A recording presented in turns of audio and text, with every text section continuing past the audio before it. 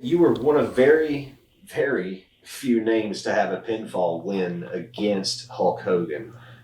Talk us through how that whole deal transpired. You know, everybody says Hulk Hogan is not professional, all that kind of stuff. Well, look what he did for me. And I think we started because when I was 14 years old and I met Hulk Hogan backstage because I was beginning to work for a wrestling company in Canada, a ring boy and sweeping the floor and all that. And when I shook his hand, that was Hulk Hogan. This big, I've never seen a human being that size before. And his hand was like putting on a extra, extra, extra large baseball glove. And when he came out in the public, at that time, if you saw that live, and that was Kiss, that was Motley Crue, he was like, that's fucking Hulk Hogan. So when I knew I was going to wrestle him, I told him that story. And all of his friends in Canada were the people I worked for. So we started to click. Plus, he's a bass player and I am a bass player. So we started talking about bass guitars and stuff. And he just kind of understood that, there's a little bit more to talk about than wrestling.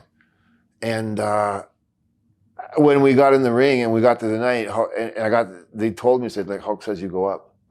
I was like, what? And I went back and I said, listen, I can't. I can't. That's Mr. Hulk Hogan. I can't.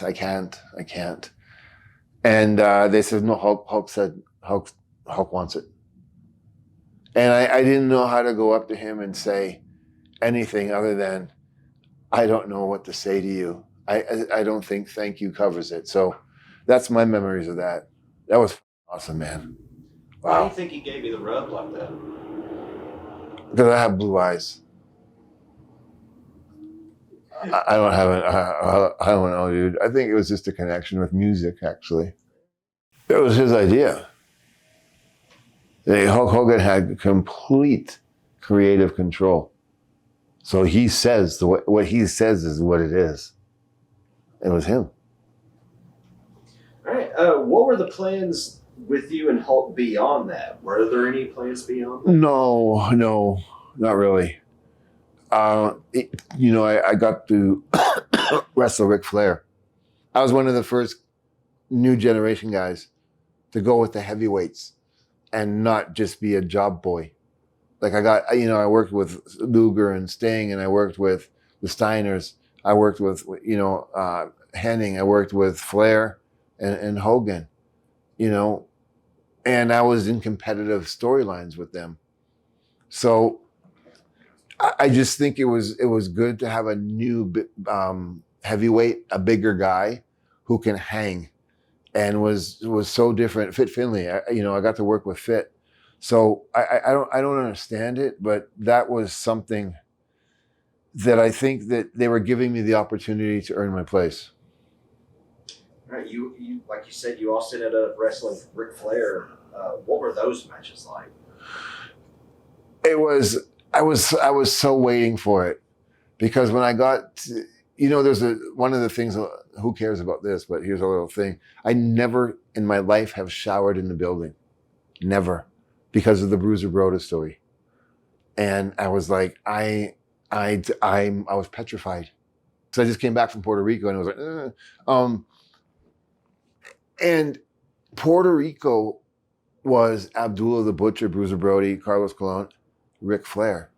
Like when the territory days, when people needed to stay out of the limelight, they would come to Puerto Rico. And if you see the videotapes from those times, there's 40,000 people in a baseball stadium, out of their fucking minds. As you watch Abdullah the Butcher and Bruiser Brody, and it's like that's what I want to do with my life. I don't, it's not about the technical thing. It's like instilling that belief in the people, and Ric Flair was a monstrous part of that. So just being I never looked at, oh my God, it's Ric Flair. I was like, oh no, I know where he comes from, and I want to absorb that. So that's how I looked at it. And he said and everybody was like, don't say shit. And I said, Mr. Flair, what do you want to do? He says, lock up with me. We locked up. He said, we'll have a match. And that was it. Never talked to him again.